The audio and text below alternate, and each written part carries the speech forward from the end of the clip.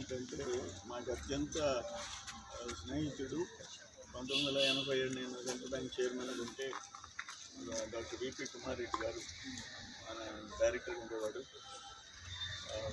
మనకి అన్ని గైడెన్స్ ఇచ్చేవాడు. చాలా సమాచారం అండి.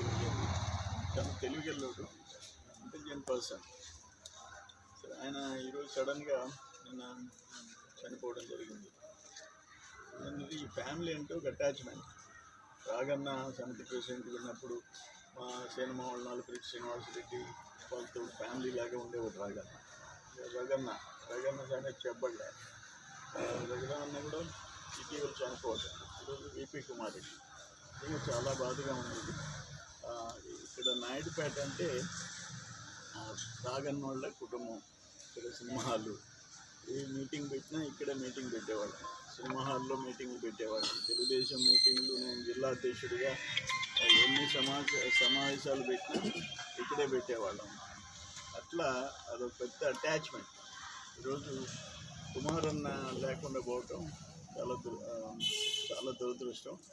నన్ను ఆయన ఒక్కడే చంద్ర అని పిలిచేది.